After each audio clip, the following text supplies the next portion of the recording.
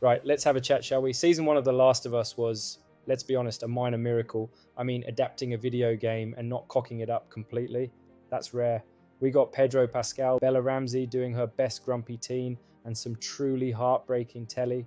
Frank and Bill's episode, absolute belter. Sure, it wasn't perfect. Not enough infected, for one. Bit too loyal to the game at times, which made the changes stick out like a sore gangrenous thumb. But overall, solid 8, a proper achievement. And then we get to season bloody 2. Where do I even begin? It's like someone sat down, watched the first season and said, right, how can we make this slower, sadder, and a bit daft? Mission accomplished, mate. Let's start with Ellie. Now, no shade to Bella Ramsey. Crikey, the writing's done her no favours. In the game, Ellie in part 2 is this hardened, grief-fueled force of nature. In the show, she's been turned into a moody little sister from a BBC 3 drama. One minute she's cracking dad jokes, the next she's meant to be this cold-blooded revenge machine. It's like watching Killing Eve if Eve never actually did any killing. I also think Bella is a very poor actress and was carried in the first season. But it worked. I am not sure Bella has improved on her talent since she was in Game of Thrones. And I say that lightly. Anyway, don't get me started on the teen rom-com road trip. Ellie and Dina gallivanting off to Seattle with all the urgency of a couple on a weekend getaway to the Lake District. Let's hunt down the person who brutally murdered Joel after we snog in an abandoned theatre and make quips about sandwiches. Honestly, the vibes are less Children of Men and more Hollyoaks later. Now, I've got a bone to pick with the pacing. 3 months pass after Joel dies. 3. And nobody seems that fussed. Tommy, bless him, doesn't rush off. Ellie's just vibing. Then suddenly we're in Seattle and everything's speeding past like it's late for a bus. One episode's a flashback, next episode it's full throttle murder, then it's guitar time again.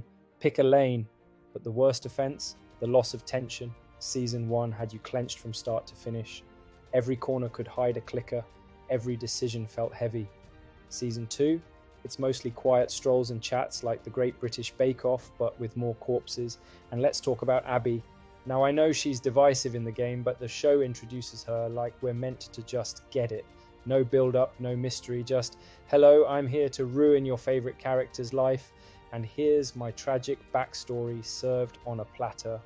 It's spoon-feeding, and frankly, we deserve more credit as viewers.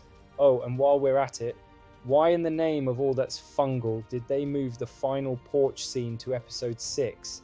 That scene is meant to break you at the end. It's the twist of the knife.